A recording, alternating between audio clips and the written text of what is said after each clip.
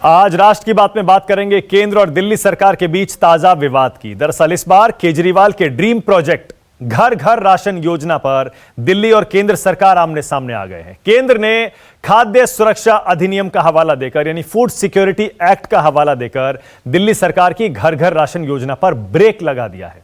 केंद्र ने तर्क दिया है सरकार राष्ट्रीय खाद्य सुरक्षा अधिनियम के तहत राज्यों को सस्ती दर पर राशन मुहैया कराती है। राशन बांटने के लिए बाकायदा नियम कानून बने हुए हैं जिनमें राज्य सरकार बदलाव नहीं कर सकती। अब सीएम केजरीवाल ने केंद्र सरकार पर पलटवार किया है। केजरीवाल कह रहे हैं केंद्र सरकार को इस योजना में मुख्यमंत्री नाम पर आपत्ति थी। उन्होंने कहा हमें कोई क्रेडिट नहीं चाहिए, अगर केंद्र को यही आपत्ति है तो हम बिना नाम के इस योजना को चलाएंगे। केजरीवाल ने तर्क दिया लोगों को लाइनों में न लगना पड़े, इसलिए उन्होंने यह योजना शुरू करने का फैसला किया था। 25 मार्च से इस योजना की शुरुआत होनी थी, पायलट प्रोजेक्ट शुरू होना था, लेकिन उससे पहले ही केंद्र ने इस पर ब्रेक लगा दिया। यानी आम आदमी को सस्ता राशन मुहैया कराने की योजना पर जमकर राजनीति हो रही है।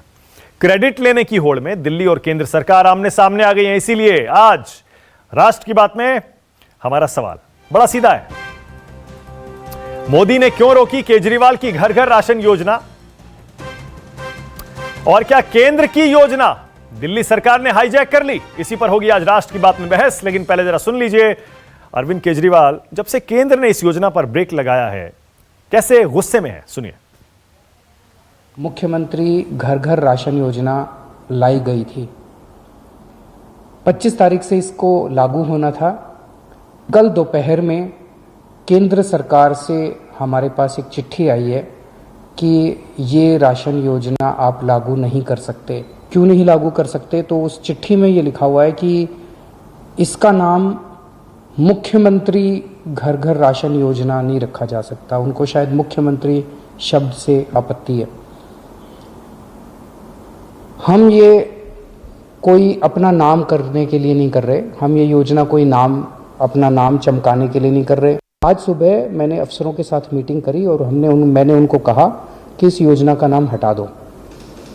इस योजना का नाम अब इसका कोई नाम नहीं है, ये कोई योजना नहीं है, इसका कोई नाम नहीं है। जैसे पहले केंद्र सरकार से राशन आता था वो दुकानों के जरिए बढ़ता था, अब ये राशन जो है घर घर पहुंचाया जाएगा। हमें कोई नाम के अंदर नहीं पड़ना, कोई क्रेडिट के चक्कर में नहीं पड़ना, कोई मुख्यमंत्री योजना, कोई कुछ नहीं करेंगे। तो आखिर केंद्र सरकार ने दिल्ली सरकार की ये घर घर राशन पहुंचाने की योजना रोकी क्यों है, और क्या वाकई केंद्र की योजना को अपने नाम से बेचने की कोशिश कर रहे थे अरविंद केजरीवाल? आज राष्ट्र की बात में इसी पर बहस होगी। बीजेपी से मेरे साथ नवीन कुमार आ गए हैं, मेरे साथ आम आदमी पार्टी से आतिशी हैं, विधायक भी हैं आम आदमी पार्टी की दिल्ली से अभिषेक दत्त कांग्रेस के प्रवक्ता आ रहे हैं आपकी टीवी स्क्रीन पर, senior journalist political analyst Ashutosh आपको दिखाई देंगे, और साथ ही विनोद अग्निहोत्री भी हैं, पॉलिटिकल कमेंटेटर हैं, सीनियर जर्नलिस्ट हैं। आप सभी का स्वागत है। नवीन आपसे शुरू कर रहा हूं, आपने अरविंद केजरीवाल को सुना अभी। नवीन, अरविंद केजरीवाल कह रहे हैं कि अगर आपको हमारे नाम से आपत्ति है नाम हटा देते हैं, लेकिन योजना हम अभी भी चलाना चाहते हैं, हमारा मकसद सिर्फ दिल्ली के लोगों को घर घर राशन पहुंचाना है। क्या अब केंद्र सरकार इजाजत देगी? मानक भाई, दिल्ली के अंदर प्रधानमंत्री आयुष्मान योजना एक लागू, पूरे देश भर में लागू हुई। दिल्ली में अभी तक उसका लाभ इन्होंने नहीं दिया, रोक के रखी। दिल्ली में किसानों को अभी तक किसान का दर्जा नहीं है, उनको प्रधानमंत्री सम्मान योजना निधि के तहत जो मिलने वाला राशि है वो नहीं मिलती है। दिल्ली के अंदर जन औषधि केंद्र के प्रधानमंत्री ने लागू किया, उसको लागू करने में जन जन तक पहुंचाने में कितनी मशक्कत करनी पड़ी है, 4 साल लग गए। सबको मालूम है कि किसको आपत्ति है नाम से और किसको नहीं है। अरविंद जी, जो योजना केंद्र ने लागू करी, देश के सभी लोगों को एक राशन कार्ड होगा, वो कहीं से भी राशन ले सकता है, उसकी यही योजना थी, यही परिकल्पना थी। और आपको नाम लिखना है, अब मैं जानता हूं अगर इनका बस चलेगा तो दिल्ली एनसीटी की जगह देश की राजधानी का नाम भी अरविंद केजरीवाल राज्य कर देंगे, और आने जाने वाले लोगों के माथे पर भी अरविंद केजरीवाल पर ठप्पा लगा सकते हैं। लेकिन इनको समझना पड़ेगा कि जो योजना नाम से ज्यादा जरूरी है वो बिना भ्रष्टाचार के लोगों तक पहुंचे। आज 90% लोग दिल्ली के कहते हैं कि साहब उनके घर पे राशन नहीं पहुंचता। गरीब लोग मेरे यहाँ भी काम, मेरे पास भी हैं, मेरे यहाँ भी साथी हैं, मेरे साथ भी काम करते हैं, मेरे पास भी काम करते हैं, किसी के घर राशन नहीं पहुंचता। 90% लोगों का राशन केजरीवाल साहब कहाँ खा रहे हैं? जो केंद्र सरकार ने राशन दिया वो स्कूलों में सड़ गया, वो लोगों तक पहुंचा नहीं, पड़ा। और अब जो राशन की बात, ये घर तक पहुंचाने की बात करें, इससे बड़ा भ्रष्टाचार हो ही नहीं सकता। अरविंद केजरीवाल भ्रष्टाचार के मामले में सारे कीर्तिमान जो है पार कर चुकी है। ओके नवीन, और ये बताया कि किसके घर तक राशन पहुंचा। नवीन एक सेकंड। ये देखिए, राजनीति तो ये चलती रहेगी। केंद्र और राज्यों में अक्सर इस तरह के टकराव, मतभेद होते हैं। केंद्र की कहती है हमारी योजना एज इट इज हमारे नाम से राज्य में लागू करिए, राज्य कुछ और कहते हैं। जाहिर है ये मतभेद चलता रहता है। लेकिन मैं ये पूछ रहा हूं, दिल्ली के जो आम लोग हैं, अगर उनको घर पर ही उनके दरवाजे पर राशन डिलीवर करवा दिया जाए तो इसमें दिक्कत क्या है? अब ये योजना राज्य सरकार चलाए, केंद्र सरकार चलाए, कोई भी चलाए, दोनों मिलकर चलाएं, इसमें क्या दिक्कत है? नवीन, फीसदी लोगों को तो राशन आज तक नहीं मिला। डोर टू डोर स्टेप इन्होंने किया, किसको दिया राशन, कहां पहुंचा है? जो प्रधानमंत्री ने राशन दिया कोरोना काल में वो तक नहीं बटा। उन्होंने बेशक अपनी फोटो लगाई, अरविंद केजरीवाल ने जगह जगह उसके अंदर मुख्यमंत्री का नाम चिपकाया, फोटो लगाई। इसके अलावा उसके अंदर उन्होंने 5 रुपए का सामान कुछ डाल दिया, नमक कुछ डाला था शायद, और उसके बाद भी लोगों तक नहीं पहुंचा। वो सड़ गया सरकारी स्कूलों में। वीडियो फोटोग्राफ आपके चैनल ने दिखाई, बहुत सारे चैनलों ने दिखाई है। मैं यही तो कह रहा हूं कि ये लोग कहते हैं कि मैं योजना जो प्रधानमंत्री भी लागू कर रहे हैं पूरे देश भर के लिए। तो तकनीकी खराबी ठीक हो गई है। राष्ट्र की बात में एक बार फिर से हाजिर हूं मैं, मानक गुप्ता। आज का मुद्दा है दिल्ली में केंद्र सरकार की जो योजना के तहत राशन का अनाज दिया जाता है, वो दिल्ली सरकार ने अपने नाम से लोगों के घरों तक पहुंचाने के लिए मुख्यमंत्री का नाम जोड़कर एक योजना शुरू की। केंद्र सरकार ने उसे रोक दिया। अब अरविंद केजरीवाल कह रहे हैं हमारा मकसद सिर्फ लोगों के घर तक अनाज पहुंचाना था, हम नाम हटा देते हैं। नवीन कुमार कह रहे हैं नाम अपना जोड़कर केंद्र के राशन में आतिशी आप सिर्फ और सिर्फ केंद्र की योजना को हाईजैक करना चाह रहे थे। बताइए ऐसा क्यों किया? आपने अपनी अलग योजना क्यों नहीं शुरू की? आतिशी, देखिए, नवीन जी भी जानते हैं, आप भी जानते हैं, मैं भी जानती हूं कि ना सिर्फ दिल्ली में पर पूरे देश में राशन माफिया कितनी बड़ी चीज है। सब जानते हैं कि किस तरह से गरीबों को राशन की दुकान के बाहर लाइनें लगानी पड़ती हैं। दुकानें अक्सर लेट खुलती हैं, जल्दी बंद हो जाती हैं। लोगों को कम राशन दिया जाता है। कभी राशन की दुकान वाला कहता है कि जी आज चावल नहीं है, आज चीनी नहीं है, आज ये नहीं है, आज वो नहीं है। 5 किलो की जगह 4 किलो दिया जाता है। तो ये सबको पता है कि राशन माफिया एक सच्चाई है। अब ये बताइए कि जब आप और हम अपने घर में होम डिलीवरी करवाते हैं, हम Amazon से होम डिलीवरी करवाते हैं, हम डोमिनोज से होम डिलीवरी कराते हैं, अब तो अलग अलग ऑनलाइन दुकानें, सुबह सुबह दूध की थैली भी हमारे घर के बाहर छोड़ के चले जाते हैं, सब्जी छोड़ जाते हैं, फल छोड़ जाते हैं। तो जब मिडिल क्लास के लोग अपने घर पे होम डिलीवरी करा सकते हैं, तो हमें क्या आपत्ति हो रही है कि अगर एक गरीब के घर में राशन भी होम डिलीवर हो जाए? जो उसे गेहूं पिसवाना पड़ता था आटा बनवाने के लिए, वो पिसा पिसाए उसके साथ पहुंच जाए। देखिए, हमें कोई क्रेडिट नहीं चाहिए। प्रधानमंत्री जी को अगर नाम से आपत्ति है तो हमें मुख्यमंत्री का नाम डालने की कोई जरूरत नहीं है। नहीं, एक सेकंड आतिशी, एक सेकंड, वन सेकंड। ना आतिशी, वन सेकंड, आपको पूरी बात करने का मौका दूंगा मैं।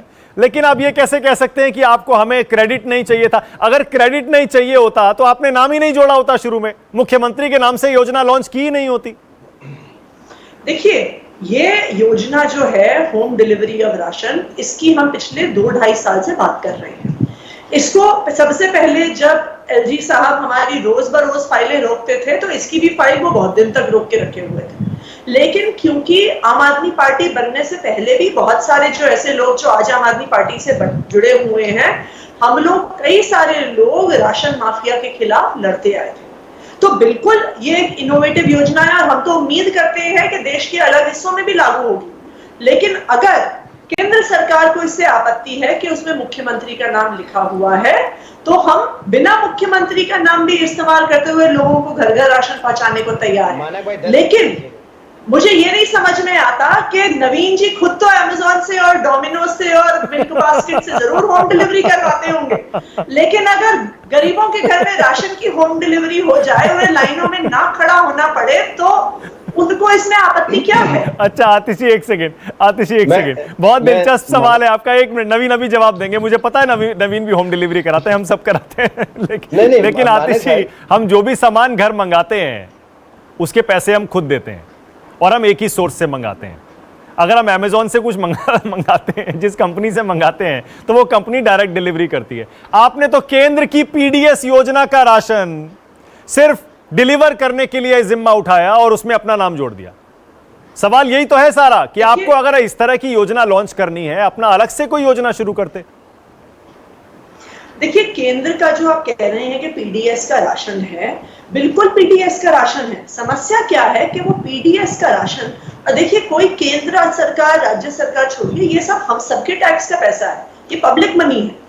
जब पब्लिक मनी से खरीदा हुआ राशन जो पब्लिक डिस्ट्रीब्यूशन सिस्टम के माध्यम से लोगों तक पहुंचना होता है, ये सच्चाई है कि वो नहीं पहुंचता है। ये सच्चाई है कि राशन माफिया बहुत सारा राशन अपने हाथ में रख लेती है। ये सच्चाई है कि गरीबों को बहुत लंबे लंबे समय तक लाइन में लगना पड़ता है।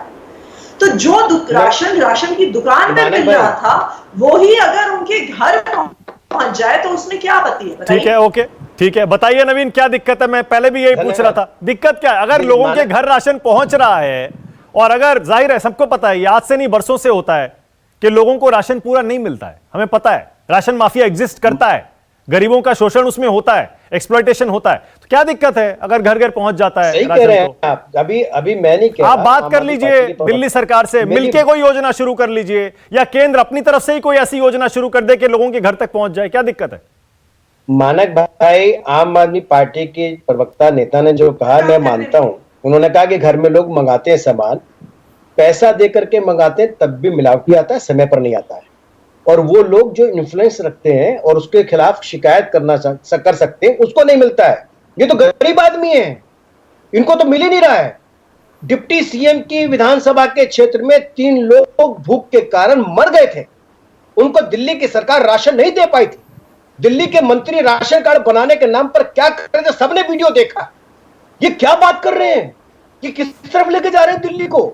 ये बहुत बड़ा माफिया है साहब। ये दिल्ली के अंदर कोई डोर टू डोर राशन देने की जगह उन गरीबों का भी राशन खाना चाहते हैं।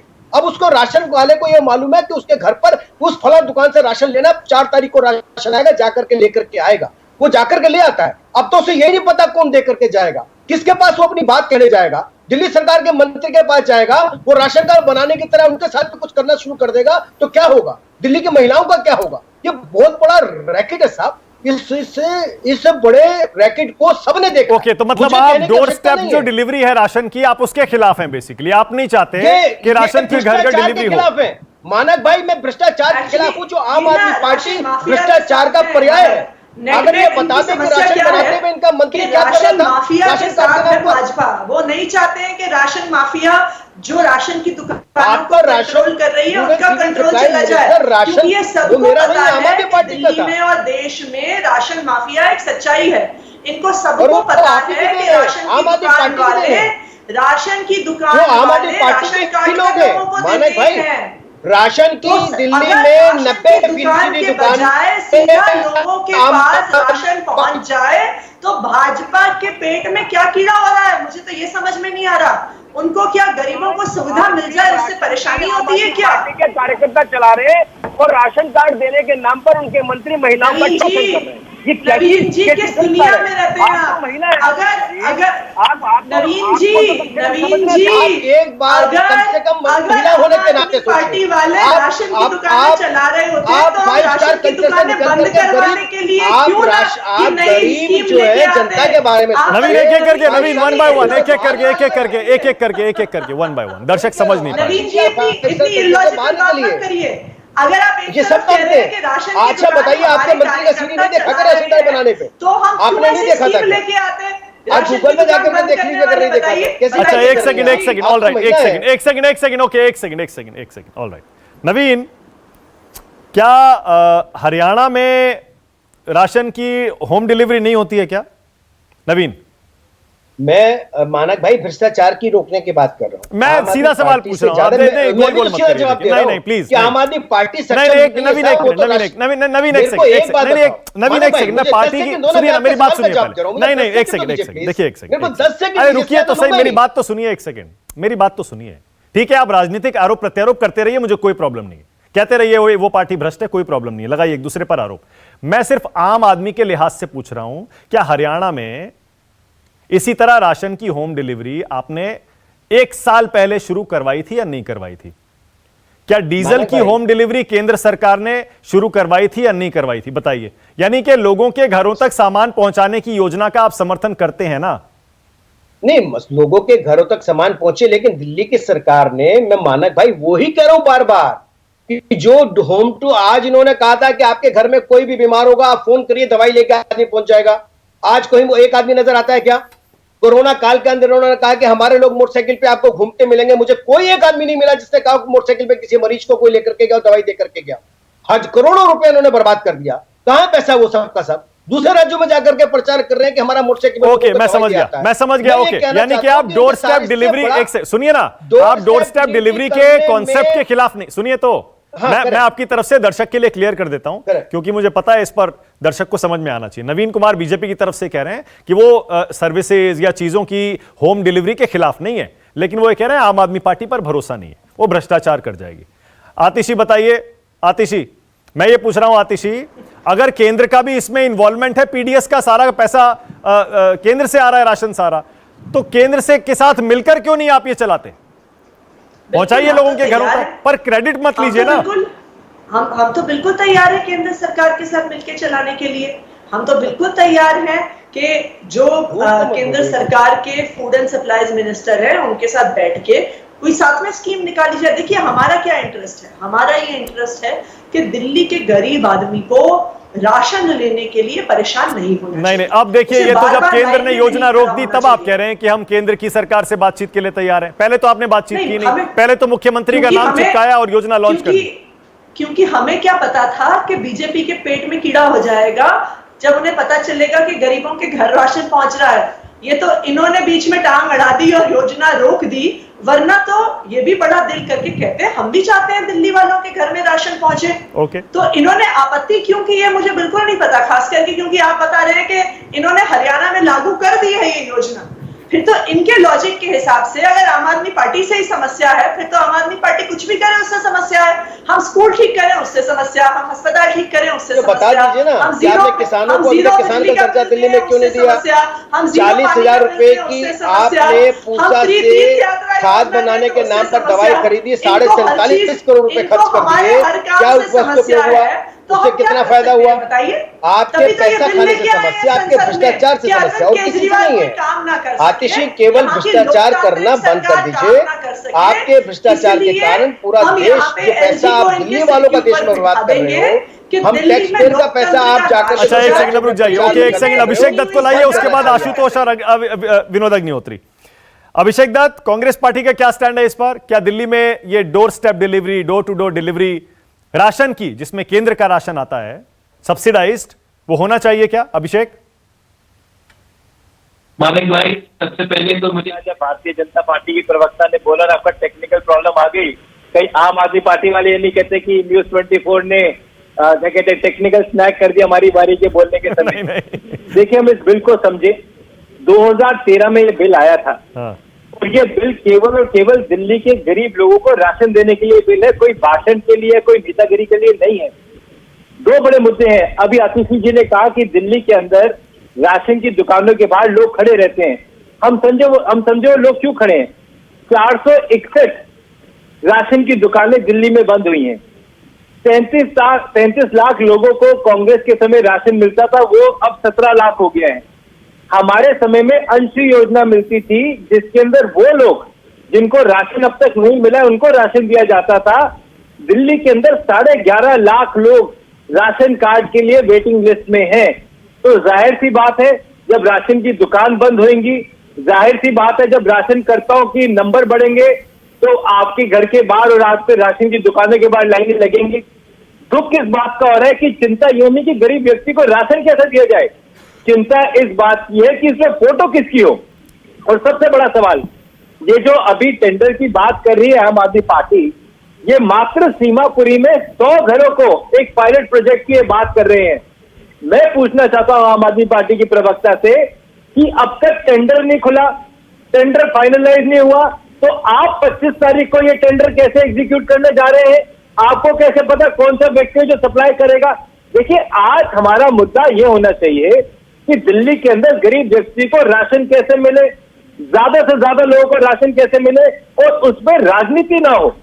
केंद्र दे रही है, दिल्ली सरकार के माध्यम से दे रही है, वो खाना उन तक पहुंचे। अब क्या दुख है कि इन दोनों की लड़ाई की वजह से गरीब आदमी फिर परेशान रहेगा। अच्छा। और डर इस बात का है, जो 17 लाख परिवार जिनको राशन मिल रहा है 33 लाख से घट के, आने वाले समय में इन दोनों की लड़ाई में उनका नुकसान ना हो। ओके अभिषेक, आपने कांग्रेस के प्रवक्ता के तौर पर अपना रोल बखूबी निभा लिया इन 3-4 मिनट में जो आप बोले। आपने बीजेपी को भी लपेट लिया, आम आदमी पार्टी को भी लपेट लिया। मेरे सवाल का जवाब नहीं दिया, वो गोल कर गए आप। मैंने पूछा आपका स्टैंड क्या है, डोर टू डोर डिलीवरी होनी चाहिए या नहीं होनी चाहिए? सिंपल। बड़ा स्पष्ट स्टैंड है कि एक प्रक्रिया, एक पारदर्शिता के साथ पहले 33 लाख लोगों को राशन मिले, केवल 17 लाख को नहीं, ये 16 लाख जो नाम कटे हैं उनको मिले, और जो 11.5 लाख लोग जो पिछले 6 साल से इस उम्मीद में है कि अरविंद केजरीवाल जी उनको राशन देंगे, उनको भी राशन दे। Okay. और ये फोटो Alright. ऑफ राजनीति, पायलट प्रोजेक्ट में राजनीति बंद होनी चाहिए। ठीक है, ओके। आशुतोष और विनोद अग्निहोत्री। पहले आशुतोष, ये तो गलत है ना? आप मुस्कुरा रहे हैं। नहीं देखिए नहीं ठीक है, लेकिन ये तो गलत है ना आशुतोष भाई? देखिए, केंद्र की सब्सिडाइज्ड जो राशन आता है पीडीएस का, उसमें अगर कोई राज्य सरकार अपना नाम लगाकर और उसे घर घर पहुंचाने लगे और उसका प्रचार करे मुख्यमंत्री के नाम पर, तो ये तो गलत है ना आशुतोष, या नहीं? नहीं, मैं मुस्कुरा इसलिए रहा था कि थोड़ी बहुत राजनीति में समझता भी हूं, इसलिए मैं मुस्कुरा रहा था। देखिए, मुझे नहीं लगता कि योजना अपने आप में बहुत अच्छी योजना है, और अगर आज की तारीख में अगर सबके खातों में डायरेक्ट पैसा जा सकता है तो सबके घरों के अंदर, गरीबों के घरों के अंदर ये डिलीवरी भी हो सकती है और अच्छी डिलीवरी हो सकती है, इसमें कोई दो राय नहीं है। अब सवाल इस बात को लेकर यह है कि केंद्र सरकार और राज्य सरकार के बीच में लड़ाई इस बात को लगी हुई है कि उनका कहना है कि भाई आप मुझे क्रेडिट दो, उनका कहना मुझे क्रेडिट दो। अगर दिल्ली की सरकार यह कहती है कि वो क्रेडिट लेने के लिए काम नहीं कर रहे, तो कम से कम मैं तो ये यकीन नहीं करूंगा, क्योंकि कोई भी राजनीतिक दल, कोई भी राजनीतिक सरकार ऐसी हो ही नहीं सकती जो काम करे और बोले कि हमको उसका क्रेडिट नहीं चाहिए। अगर क्रेडिट नहीं चाहिए तो अखबारों में इतने बड़े बड़े विज्ञापन क्यों आते हैं? अभी आपने देखा उत्तर प्रदेश के 4 साल हुए, सारे अखबारों में जबरदस्त तरीके से विज्ञापन आ रहे।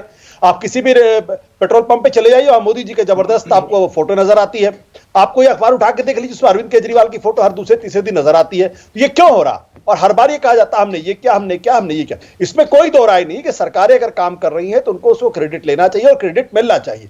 लेकिन अगर सवाल ये कि गरीबों को कोई चीज दी जा रही है, नए तरीके से दी जा रही है, तो केंद्र सरकार, राज्य सरकार उसको बैठकर एक कोई फॉर्मूला तय कर ले कि भाई ठीक है, केंद्र सरकार वैसे भी वो अनाज तो दिल्ली सरकार को दे ही रही ना, ऐसा तो है नहीं कि दिल्ली नहीं पाकिस्तान को दे रही है।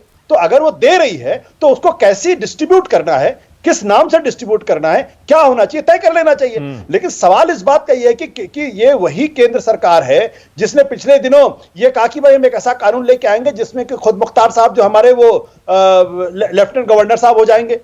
तो अगर इस तरीके से चीजें चलेंगी तो जाहिर सी बात है दोनों तरफ से प्रतिरोध होगा, और अंत में होगा क्या? एक योजना जो आज से 3-3.5 साल पहले लागू हो जानी चाहिए थी, अभी तक उल्टी पड़ी हुई है, कहीं लागू नहीं हो रही है।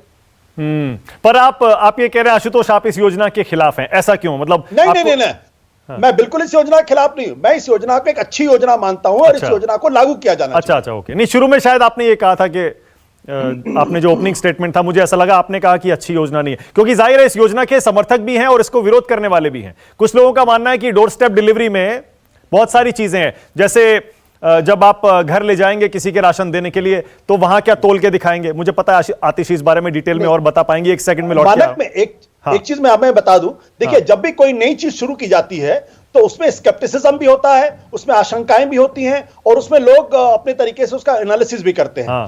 अगर आज से 1 साल पहले कोई कहता कि आप स्काइप पे हम लोगों का इंटरव्यू कर लीजिए, तो आप भी नहीं करते, बोले क्वालिटी नहीं आ रही, लाइटिंग नहीं हो रही है, फ्रेम अच्छा नहीं बना, सारी चीजें उसमें कही होती। लेकिन आज की तारीख में ये एक रेगुलर रूटीन हो गया है ना।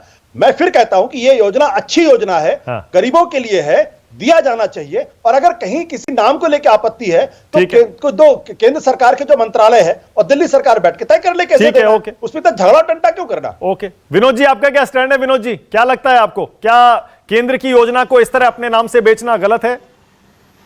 देखिए, ये पहली बार नहीं हुआ कि कोई राज्य सरकार जो है केंद्र की योजना को अपने नाम से बेच रही हो। कई राज्य सरकारें, कई मुख्यमंत्री इस तरह की योजनाएं जो है, जो केंद्र सरकार बनाती है, या केंद्र सरकार अगर कोई पैसा भेजती है, या केंद्र सरकार अगर राशन भेजती है पीडीएस का, तो राज्य सरकारें अपनी पैकेजिंग करके उसको करती रही हैं।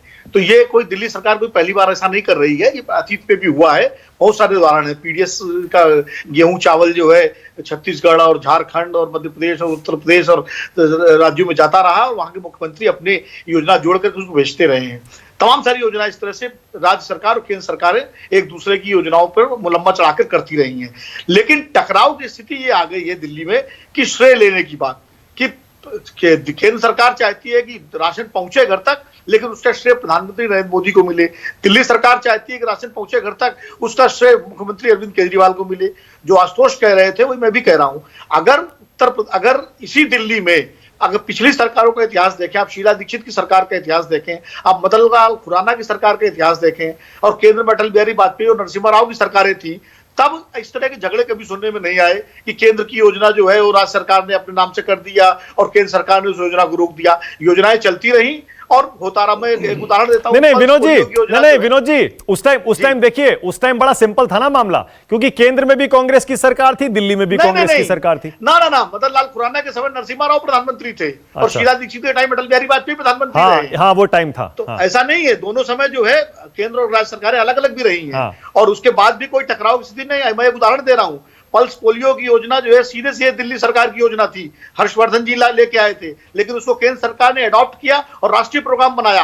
हर्षवर्धन जी खुद इस बात के लिए तत्कालीन स्वास्थ्य मंत्री AR अतुल्य की तारीफ करते हैं। तो ये समन्वय दिल्ली सरकार और केंद्र सरकार के बीच में मौजूदा समय में क्यों नहीं हो रहा है, ये एक सवाल है। क्योंकि राजनीतिक श्रेय लेने की होड़ में दोनों सरकारें जो है इस तरह के कदम उठा रही है, उसको भुगतना पड़ रहा है दिल्ली की जनता को।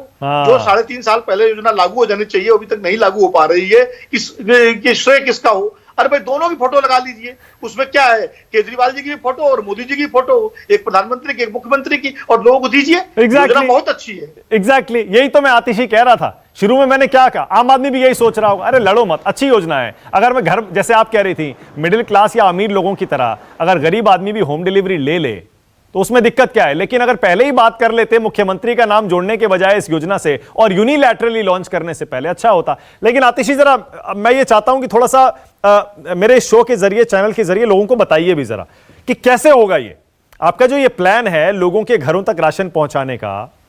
इसकी डिटेल जरा मुझे बताइए और समझाइए कि कैसे होगा। भाई, जैसे मान लीजिए किसी को 5 किलो अनाज मिलता है, तो घर पे जब जाएगा तो वहां जाकर क्या तोल के दिखाया जाएगा, और क्या क्वालिटी एश्योरेंस और बाकी चीजें कैसे होंगी? आतिशी, देखिए, इसको जो पैकेजिंग है, और जो जैसे क्योंकि गेहूं मिलता है पीडीएस में, उसको आटा बनाने का और इन सबको पैकेज करने का और डिलीवर करने का, इसी के टेंडर की एक्चुअली बात हो रही है कि ये किसी एजेंसी को दिया जाएगा। उस एजेंसी के साथ गवर्नमेंट का एक पूरा क्वालिटी कंट्रोल सिस्टम रहेगा कि कम से कम 10% जो अलग अलग सैंपल्स हैं वो दिल्ली के अलग अलग हिस्सों से उठाए जाएंगे, उन पे एक क्वालिटी चेक और एक एश्योरेंस ऑनगोइंग बेसिस पे किया जाएगा। उसके बाद ये जो एजेंसी, जिस तरह से अमेज़न के डिलीवरी बॉयज होते हैं, जिस तरह डोमिनोज के डिलीवरी बॉयज होते हैं, उनको अलग अलग एरियाज डिवाइडेड होते हैं। फिर उनको उस एरिया में जो भी घरों की लिस्ट है, जो राशन कार्ड होल्डर्स हैं, उनकी लिस्ट दी जाएगी, और उनके घर पे उनके समय के अनुसार, कि जैसे हमसे अमेज़न वाले पूछते हैं कि आपको सुबह डिलीवरी चाहिए कि आपको शाम को डिलीवरी चाहिए, उनकी सुविधा के अनुसार जो टाइम उन्हें सूट करता है वो राशन उनके घर पे छोड़ा जाएगा। ये ऑलरेडी प्री पैकेज होगा। इसमें कितना, देखिए आतिशी, मैं पता नहीं अपनी समझ और एक्सपीरियंस के हिसाब से बता रहा हूं। आशुतोष मुझे करेक्ट करिएगा, क्योंकि हम लोग एक आम आदमी, आम दिल्ली वाले की हैसियत से, मैं भी दिल्ली में रहा हूं बहुत टाइम, आशुतोष आप भी रहते हैं, ये बहुत ज्यादा कॉम्प्लिकेटेड नहीं है। इससे अच्छा क्या वो डायरेक्ट बेनिफिट ट्रांसफर नहीं है, जो कि अब बाकी सारी योजनाओं में केंद्र सरकार पहले से कर रही है, बहुत सारी राज्य सरकारें भी कर रही हैं, सीधे अकाउंट में पैसा डाल रही हैं।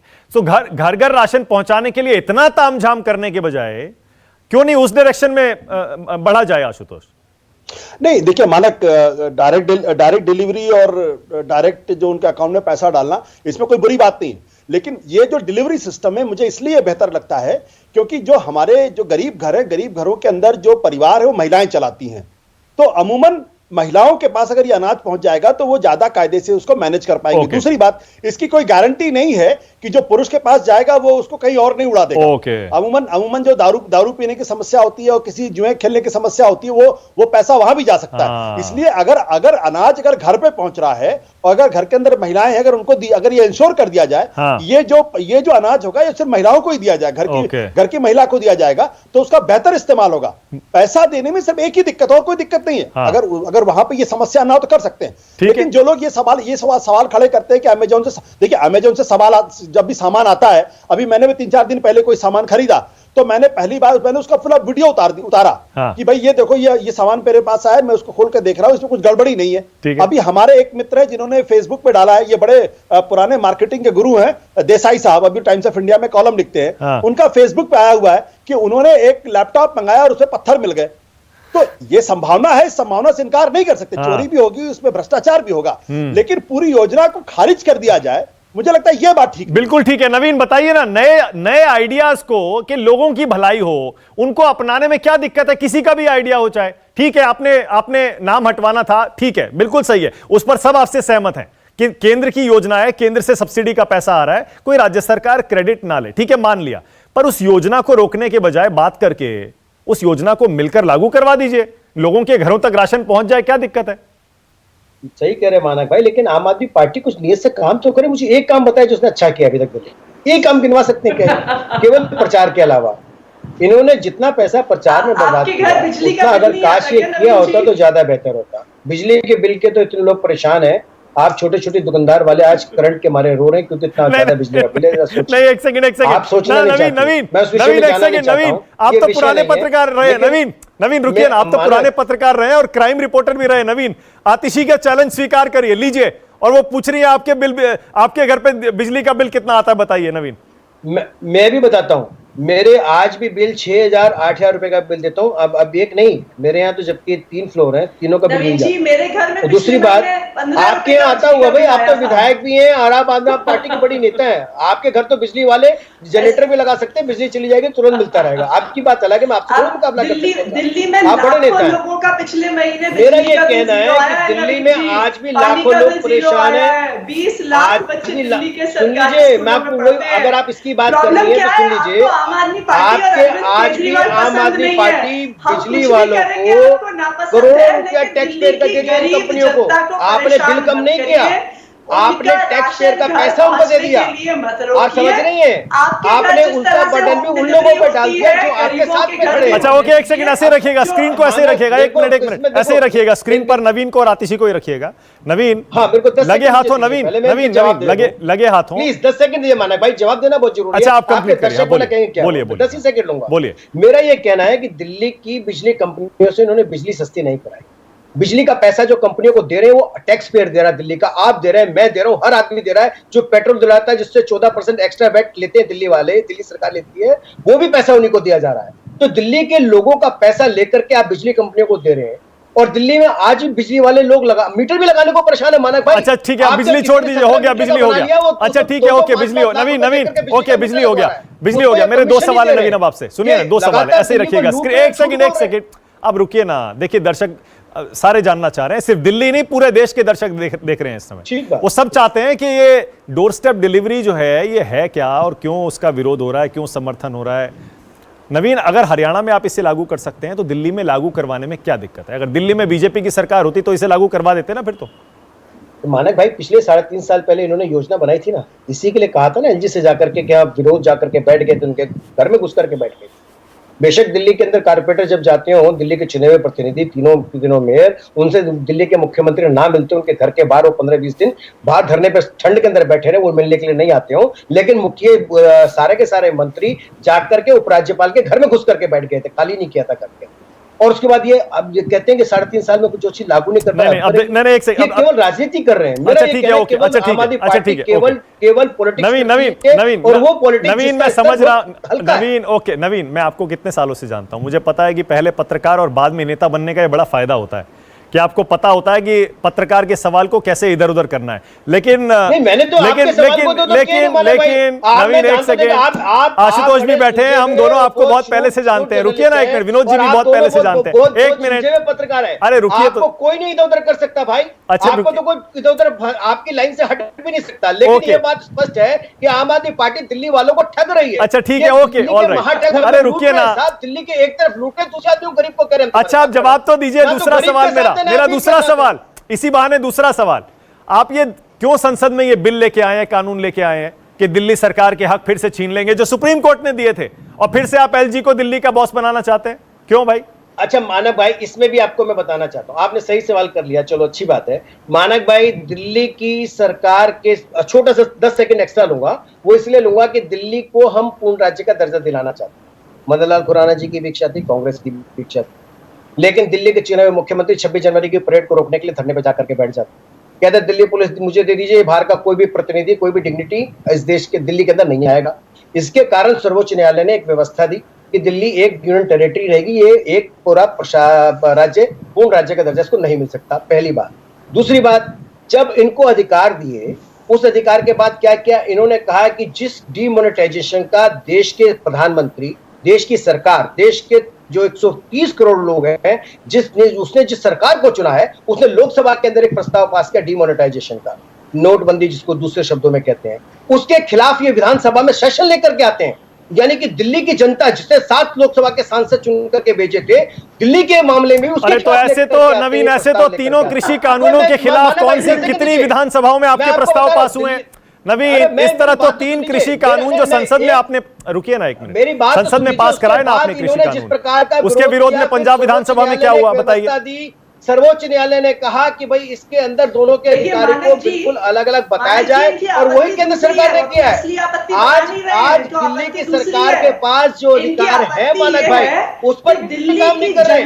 दिल्ली के शिक्षा का अधिकार इनके पास है, शिक्षा की स्थिति देखिए, एक बिल्डर फ्लैट बना करके ये दिल्ली वालों को लूट रहे हैं। उसके बाद सिर्फ 8 सीट दिल्ली के स्कूलों के अंदर आज भी बैठने की। ओके नवीन, आतिशी जवाब दे रही है, उसके बाद अभिषेक के पास जा रहा हूं, फिर आशुतोष के पास। मैं वही कह रहा हूँ, आतिशी बोल रही है, आतिशी बोलिए, जवाब दीजिए। व्यवस्था और 60 लोगों का एडमिशन है क्लास के अंदर, और ये बिल्डर फ्लैट बना करके जैसे एक आदमी सबको नचाता है, वैसे ही ये कर रहे हैं। नवीन जी, हम तो कुछ नहीं कर रहे। नवीन एक सेकंड सुन लीजिए ना, नवीन, सबको आपको सबने सुना। हाँ आतिशी बोलिए। मैं कह रही थी मानक जी, नवीन जी की समस्या दूसरी है। ये इसलिए दिल्ली में लोकतंत्र को खत्म करना चाहते हैं क्योंकि दिल्ली वाले इन्हें वोट नहीं देते हैं, दिल्ली वाले इन्हें सिंगल डिजिट से ऊपर ही नहीं लेके जाते हैं। 2015 में इनके पास मात्र 3 सीट रह गई, उसके बाद इन्होंने हर तरह का जोर लगा लिया, प्रधानमंत्री, गृह मंत्री, डिफेंस मिनिस्टर, 50-50 लोगों की सभा ले रहे थे इनके मंत्री गली गली में जाके, फिर भी दिल्ली के लोगों ने इन्हें 8 सीटों से ऊपर नहीं उठने दिया। तो सिंगल डिजिट में जो दिल्ली की जनता वोट देके इन्हें सीमित कर देती है, इन्हें इस बात से आपत्ति है, इसलिए ये दिल्ली वालों का विरोध करते हैं। इसलिए बैकडोर से दिल्ली की सरकार चलाना चाहते हैं, बैकडोर से दिल्ली की सरकार चलाना चाहते हैं। अभिषेक, इस पर आपकी राय? अभिषेक, केंद्र सरकार जो संसद में कानून लाई है दिल्ली की सरकार के अधिकार कम करने के लिए, एलजी की ताकत बढ़ाने के लिए, उस पर आपका क्या कहना है, क्या स्टैंड है?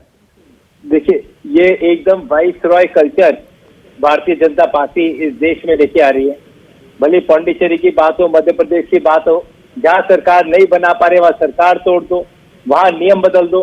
बट मुझे एक चीज आज तक समझ नहीं आई, 3 फरवरी 2021 को ये काला कानून, दिल्ली के लोकतंत्र की हत्या का कानून, कैबिनेट नोट के माध्यम से आया। अरविंद केजरीवाल जी जो बात बात में धरना करने के लिए फेमस है, छोटे से 100 घरों का राशन रुका, इतना बड़ा इन्होंने प्रचार कर दिया, ऐसा क्या कारण था कि अरविंद केजरीवाल जी 50 दिन से ज्यादा इस पर कभी भी नहीं बोले?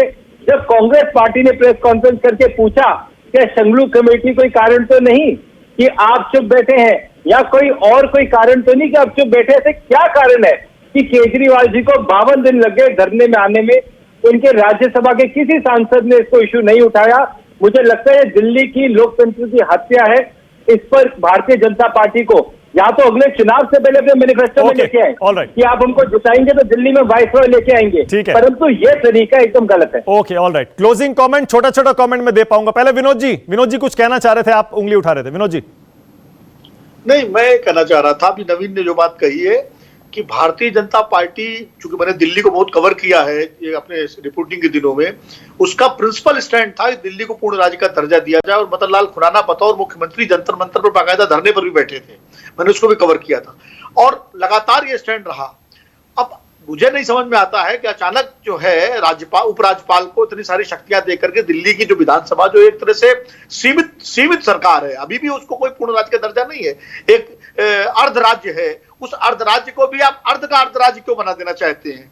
ठीक है, भले तो लगातार 2 बार आम आदमी पार्टी जीती है भारी बहुमत से, आप मेहनत करिए और उसके बाद अगले चुनाव में आप मैदान में आइए। बिल्कुल, जो आपको प्रिंसिपल मुद्दा था, दिल्ली को पूर्ण राज्य तो नहीं बन सकता, मैं भी सहमत हूं कि जो उसकी स्थिति है, अगर आम आदमी पार्टी की सरकार भी केंद्र में आ जाए तो भी दिल्ली पूर्ण राज्य नहीं बनेगी, ये बता दूं आपको। ओके, तो सुप्रीम कोर्ट ने जो व्यवस्था दी है, जो कार्य विभाजन किया था, मुझे लगता है उससे बेहतर कार्य विभाजन क्या हो सकता है? सीधे सीधे भूमि, कानून और 3 चीजें जो है उसके पुलिस जो है। ठीक है, मेरे पास टाइम खत्म हो गया,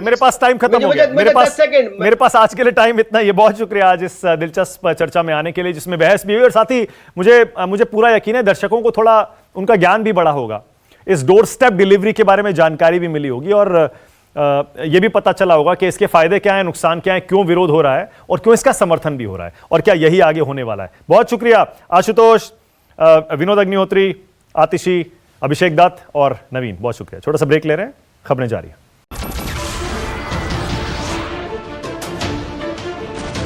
नमस्कार, मैं हूं मानक गुप्ता। अगर आपको हमारा ये वीडियो पसंद आया हो तो इसे लाइक और शेयर जरूर करें और हां, हमें सब्सक्राइब और फॉलो करना ना भूलें ताकि आप देश और दुनिया की कोई खबर मिस ना करें। तो जुड़े रहिए हमारे साथ और देखते रहिए News 24।